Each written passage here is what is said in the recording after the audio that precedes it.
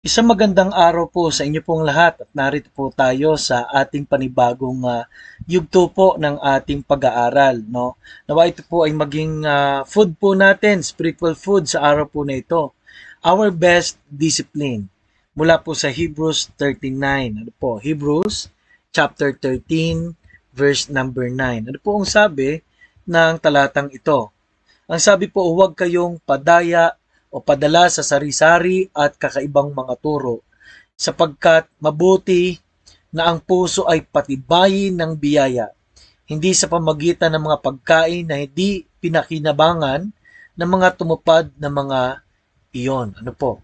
Alam nyo, meron po tayong physical na ginagawa, no? Food and exercise, no? Pero sabi rito, patibayin ng puso sa biyaya, no? Hindi ng iba-ibang turo, no?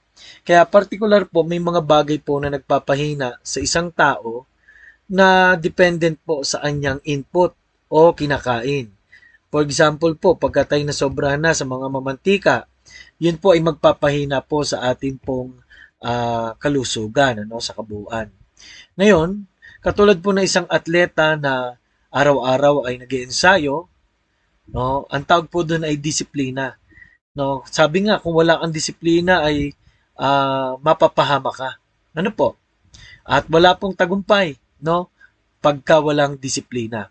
Number one is discipline your devotions. Ano po ba yung devotion?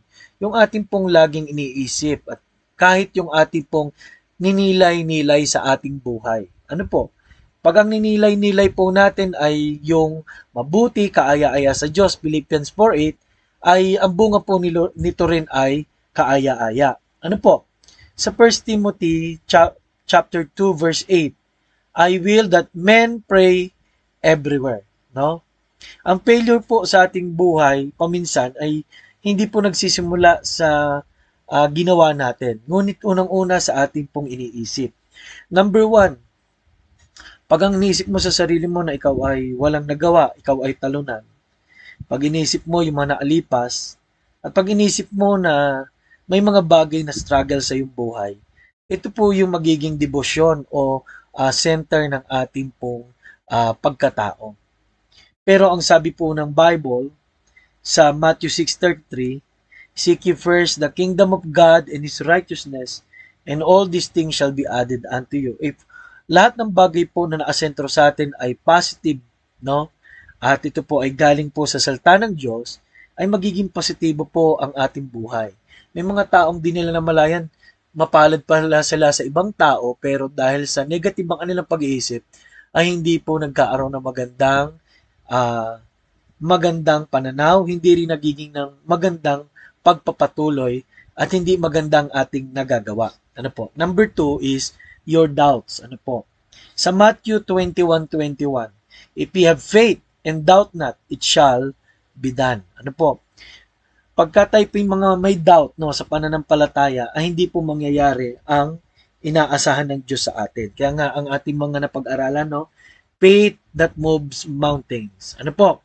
Ibig sabihin, napakahalaga po na ang ating pag-asa, ang ating pong uh, actions is based on trusted information. Number three, your desires. Sabi po ng Colossians 3 to set your affections on things above, not on things on earth.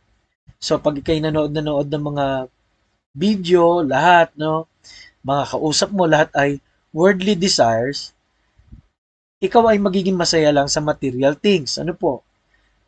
May isang bagay po rito, no, na pwedeng magpahina sa atin at maging short-sighted po tayo, lalo na po doon sa maraming biyaya ng Diyos mula sa ating pagkaligtas at mula sa plano ng Diyos sa ating buhay. Ano po?